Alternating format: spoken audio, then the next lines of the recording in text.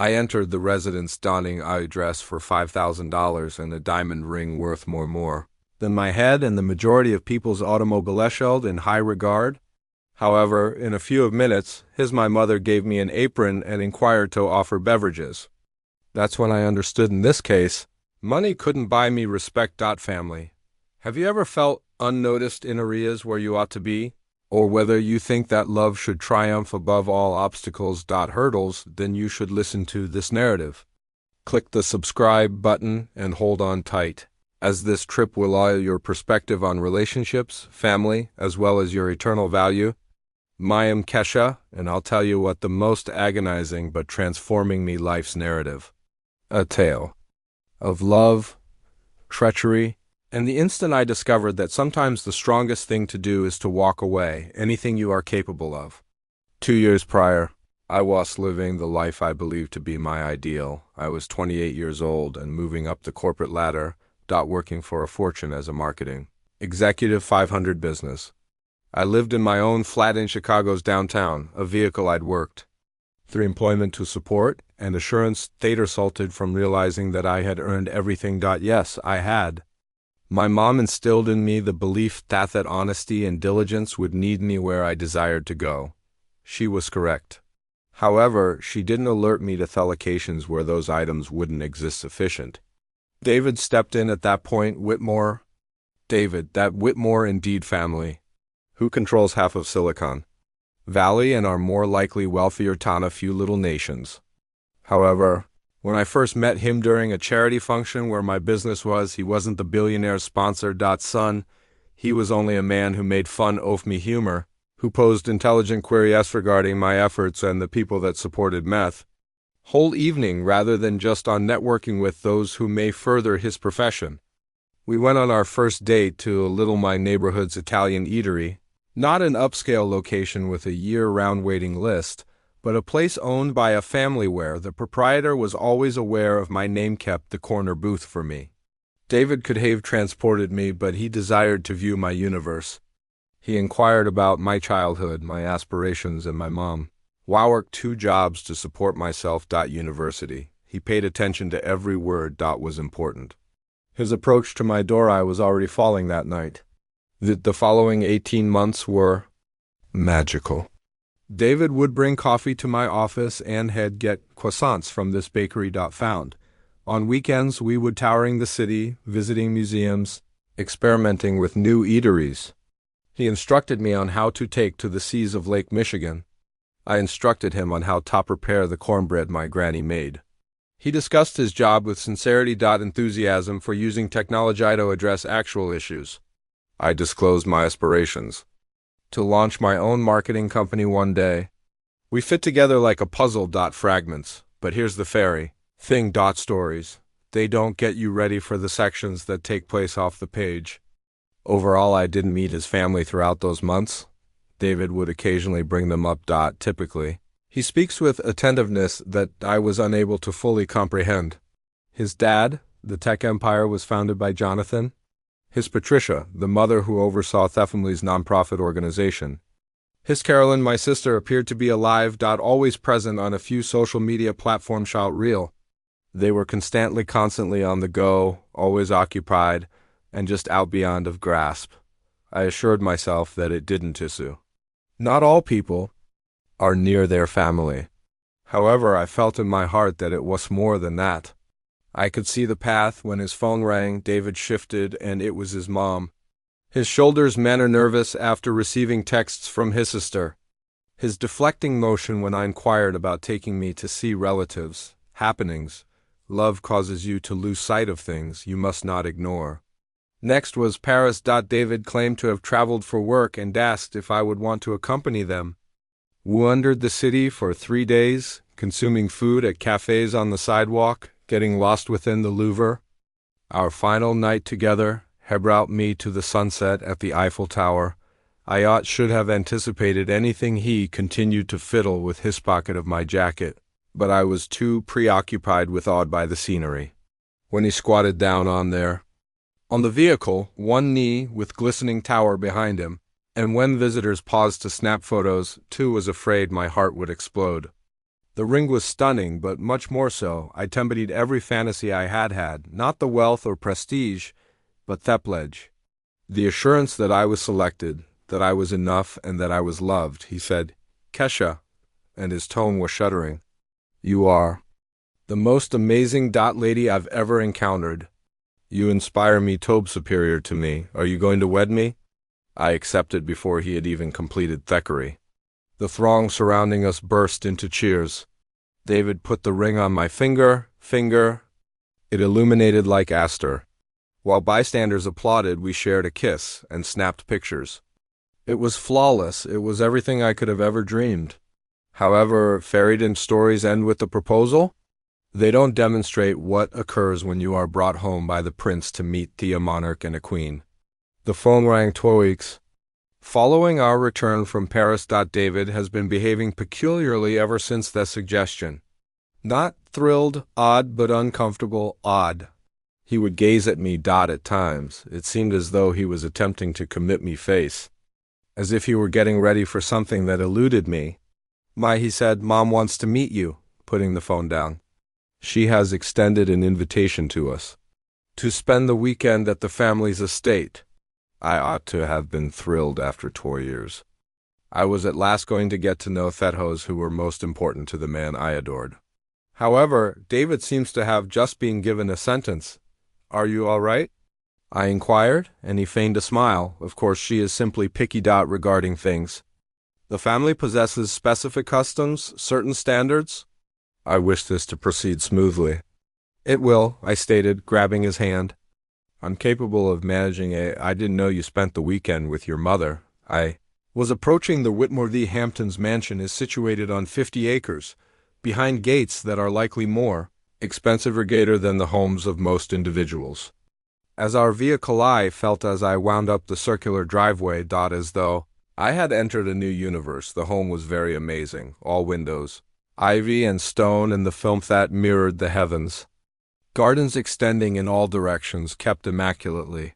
There was a distinct structure that David brought up was the guest house. Despite the appearance of larger than the building where I live, recall, David said as we arrived at front door, simply, "Be yourself. They will adore you." But the steering wheel's knuckles were white wheel, and I saw the perspiration on his shed. Even with the air conditioner on, the individual in question did not believe what he said, and the front door opened. Prieto had already exited the vehicle. A lady appeared in her 50s, precisely in a manner that requires hours to accomplish, but is intended to look. Patricia Whitmore was tall and easygoing and sophisticated, sporting gray hair combed in a manner that most likely had a name of its own. Although the clothing was basic, I could see that she was more expensive than my rent each month. Delighted to see David, but when something changed as eyes switched to me. "Darling," she murmured as she gave David a hug. Then she said, "So wonderful to see you." Looked at me, and I thought I was being evaluated. Her gaze moved from my hair to my shoes and back, inventory taking. "You must be Kesha," she remarked, reaching out a hand in place of the way she had embraced her kid. "We've heard a lot about you, but I wasn't sure but I shook her hand and grinned. "I sincerely appreciate you having me, Mrs. Your house, Whitmore, is definitively—" "Call me Patricia, please," she said. But her tone implied that she'd instead. I didn't give her any calls at everything. Jonathan said, "Come in, come in." The sitting room is where Carolyn is. The house's interior was even more frightening than the outside. Everything, including the marble, was immaculate. Floors to the chandelier made of crystal, hanging in the entrance hall. Original artwork over the walls, and I was able to identify a had seen at least one in museums. This was an only rich. This was prosperity over generations. Old money that had been meticulously maintained and proliferate throughout many years.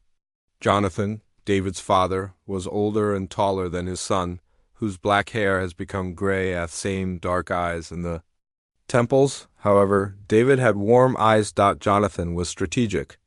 He got up upon entering the living room. He was adjusting his tie. "Thus, you're the young woman who has taken our Davis shirt," he remarked, giving my hand a hold that was somewhat too tight. "Greetings from our house." Carolyn was scrolling while stretched out on an old sofa her mobile device. Despite being 25, she looked younger with the type of easy attractiveness that results from wearing nice jeans and improved skincare. As she raised her head, she had a dazzling hollow grin. "Oh my God, hello," she said, leaping to offer gave me an embrace that was almost theatrical. "My name is Carolyn, and I've been eager to meet you. Look stunning with your ring." David Hassick. Excellent taste. She raised my hand to examine the ring of engagement, and I observed her looking at Hermum. I saw it, but it was brief. That stated something I couldn't understand. Interpret fairly well. "May I get you anything to sip?" Patricia inquired. "We drink champagne, wine, and sparkling water. Wine would be lovely." "Thank you," I said. Stated. "Amazing. The kitchen is just," she pointed through there and said, towards the direction of a door. "Everything will be there. You must. Why don't you show, Carolyn?" "We keep the glasses in cachet. It took me a while to understand what was taking place." She didn't want to get me a beverage. She requested that I obtain beverages for everybody. I turned to face David, awaiting his next statement to rectify the miscommunication, but his mouth clenched as he stared at the floor. "Yes," I replied. And the word sounded tiny, I thought, more than I meant. "I mean, you have employees for that, don't you?" Patricia never faltered in her grin, yet her eyes sparkled with something chilly. "We prefer to maintain a relaxed atmosphere when it's suddenly relatives. You understand, I'm sure, the term family lingered in the atmosphere like a challenge." I wasn't related, I was thesis. Carolyn sprang off the couch. "I will show you the location of everything," she stated, and I heard the coerced her voice was full with joy. "Mom, perhaps this should only take care of the beverages?" "No sense," Patricia stated. "Kesha probably doesn't mind. She appears to be quite competent." The manner she sounded like an expert when she stated, "capable." Insult. Carolyn and I went to the kitchen, my face blazing with perplexity and shame. The kitchen was huge and of excellent quality, equipment and sufficient counter space to feed a whole army. Carolyn took out her spectacles from a cupboard and wine that was refrigerator larger than Minna Closet. "In the bedroom. Avoid taking it. Me personally," she murmured softly. "Mom is simplifiering. She treats everyone in this way. David brings home. Has he brought anything home? Many people?" I inquired, attempting to maintain my voice light. Carolyn stopped, drinking wine. Glass that is halfway to the counter.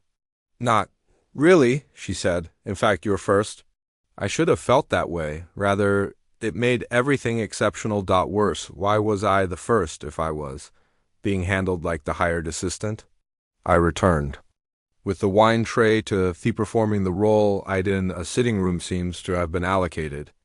Patricia took her drink with a grin that did not make it to her eyes. "Thank you, dear," she said. "You're incredibly natural at this point." David at last raised his head from the floor, and something caught my eye in high size that left me feeling sick. It wasn't shocked by his mom's actions. Resignation, as if he had been anticipating this. The remainder of the evening went on in the same direction. I was invited to assist during supper, serving, clearing dishes, and retrieving items from the kitchen. Every request was accompanied with a tone and a grin that made it unable to refuse without seeming too impolite. David remained silent. Jonathan created courteous discussion on my work, but in a manner that demonstrated that he thought of it as a pastime instead of a profession. Carolyn snapped pictures of anything but me.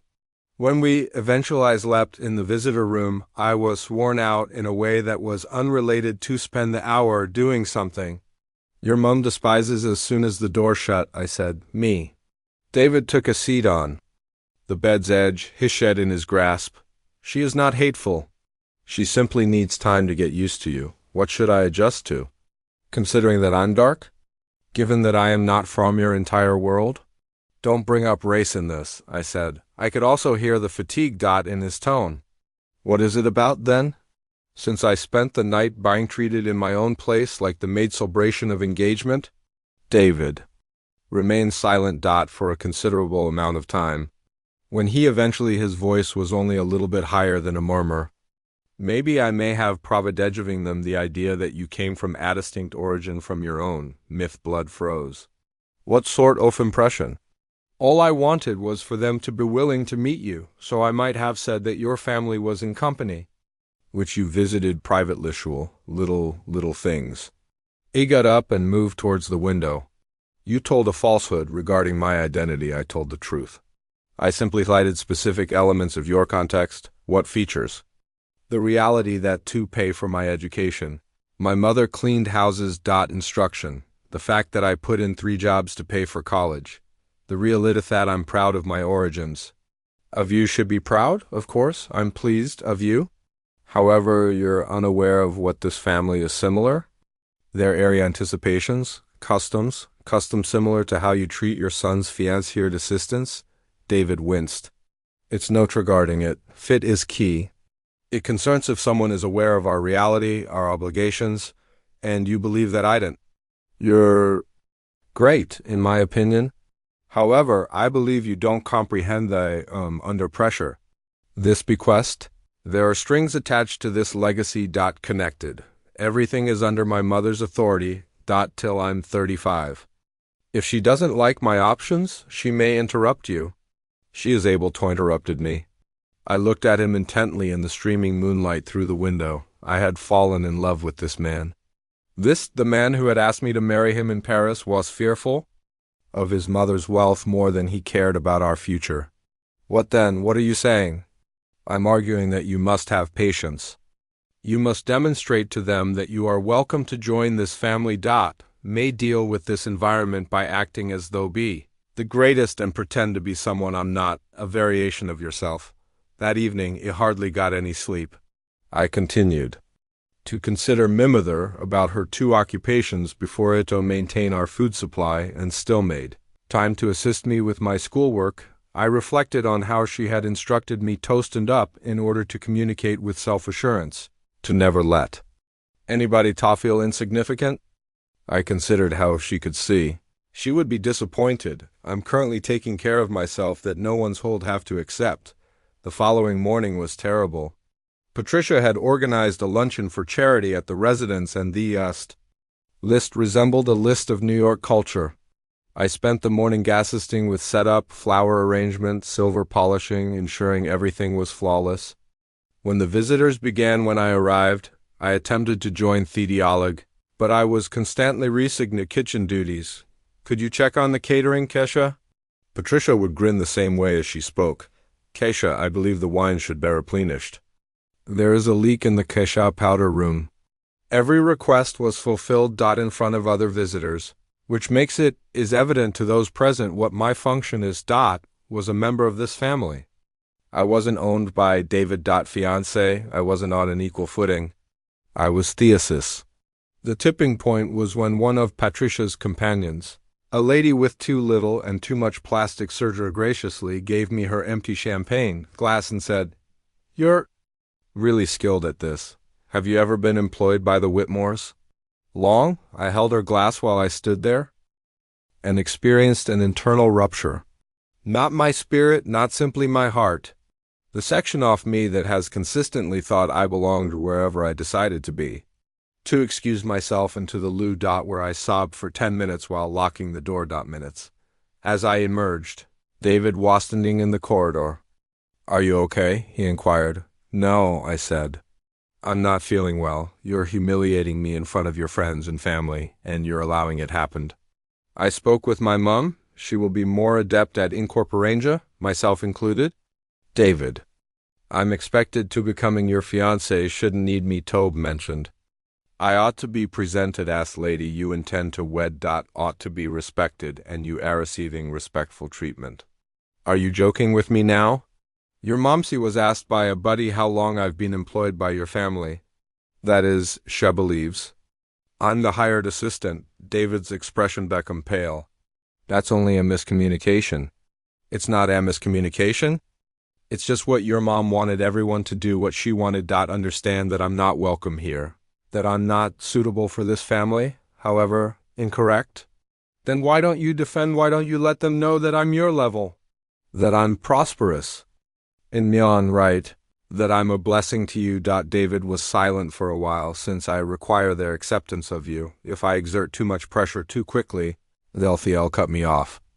I'll cut you off. I believed I recognized this man after looking at him. I had consented to marry this man. Andy became aware that I was staring at a stranger, the David who had found my jokes funny and inquired about my dreams was no longer there. Place was someone who appreciated his inheritance over my self-respect, I remarked, returning to the city.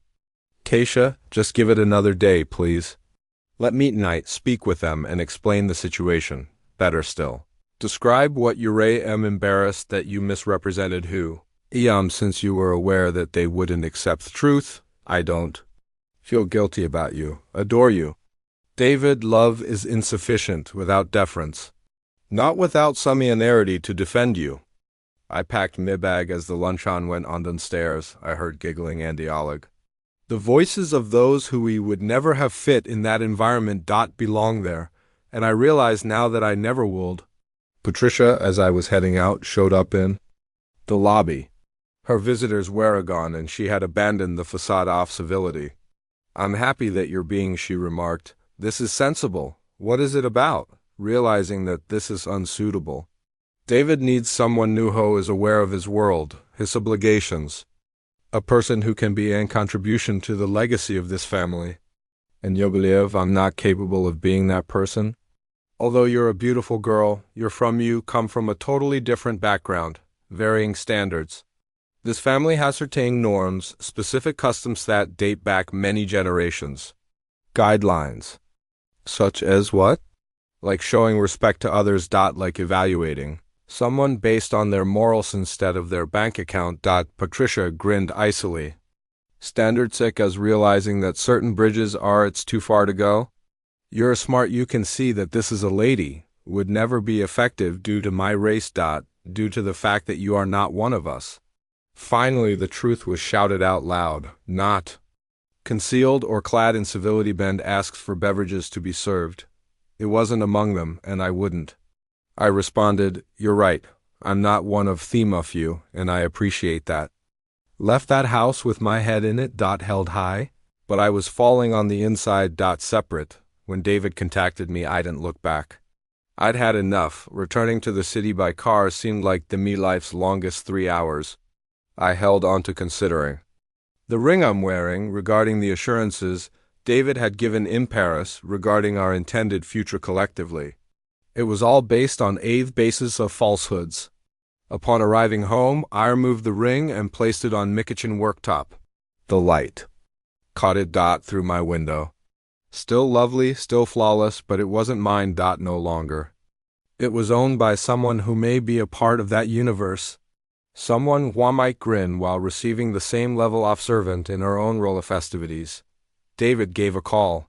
He sent an SMS he arrived to my workplace, at my flat, at my preferred coffee place. Every time he sent the same message. He apologized. He would spoke with his relatives. Things would be distinct. However, I was aware. I had observed who he truly was under pressure. I had witnessed him select their approbation over my honor. After 3 months, I discovered via a mutual buddy that David was engaged to a woman, alternatively, Victoria, a woman from a relatives, who had participated in the social register for generations, a person someone who wouldn't make them feel uncomfortable during luncheons for charities or new justifications to their buddies. I hope I may say I was taken aback, but I wasn't. I was simply depressed. I'd be sad if I could believe that we had. I'm depressed about the future. Envisioned. I'm sorry for the man David could have been had he shown more courage.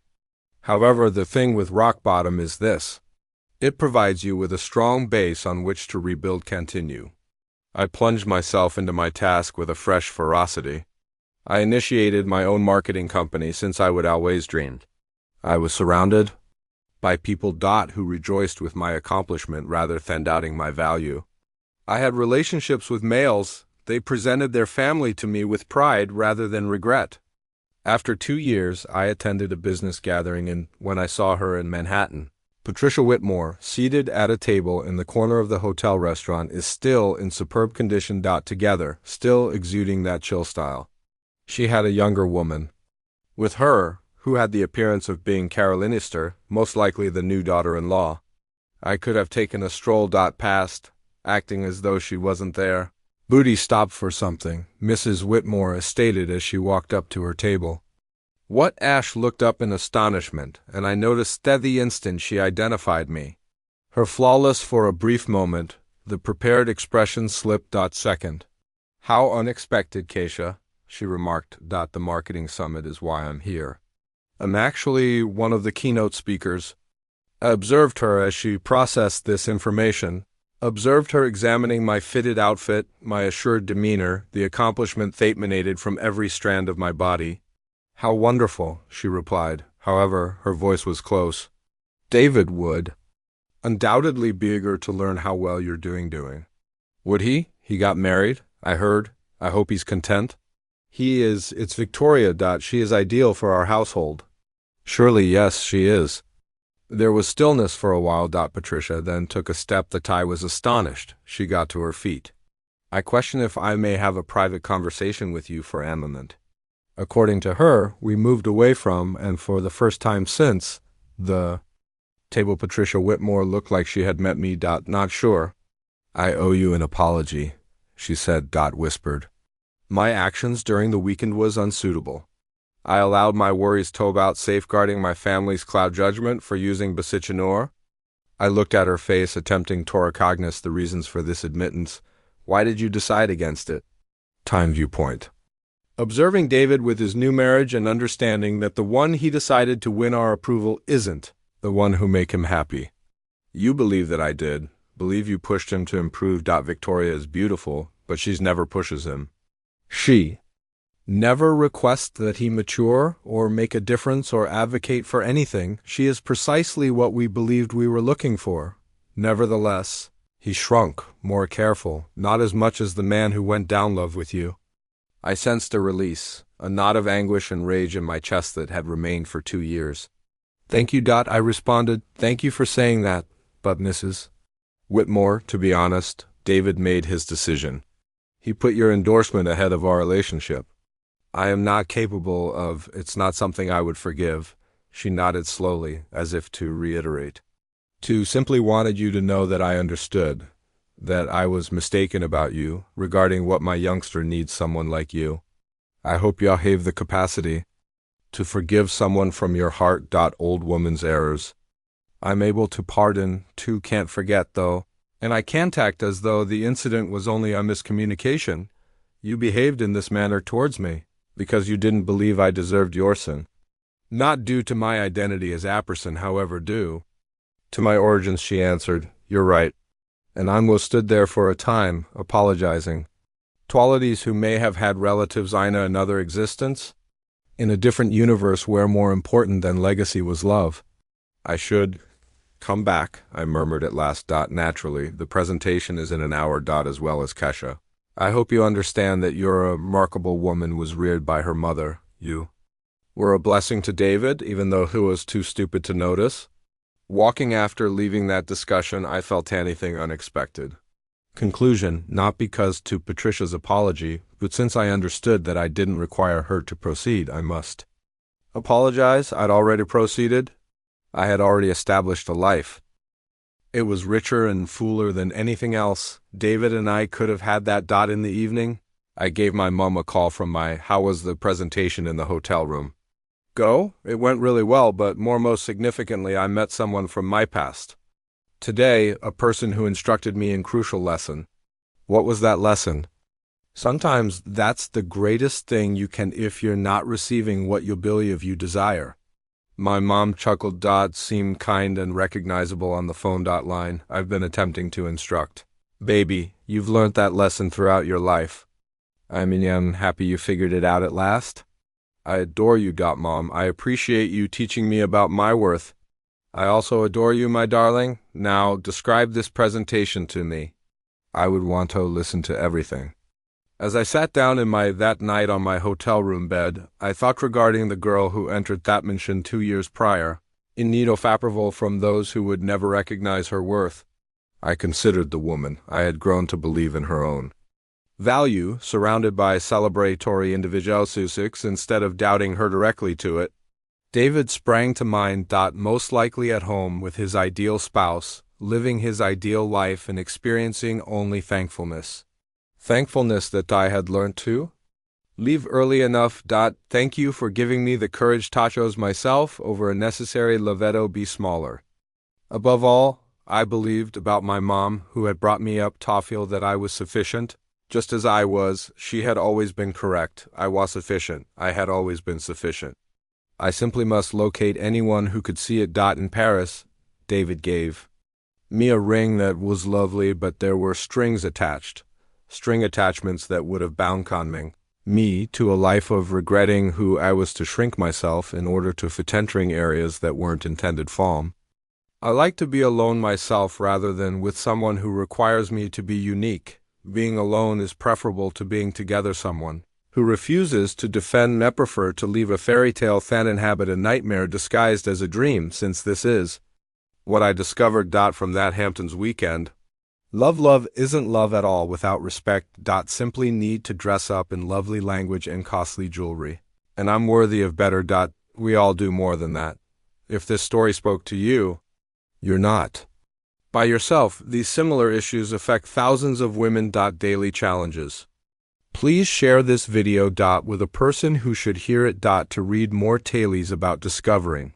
Subscribe. Your value and never accepting anything less more than you merit. And keep in mind that you are sufficient just the way you are. Don't allow someone can persuade you differently.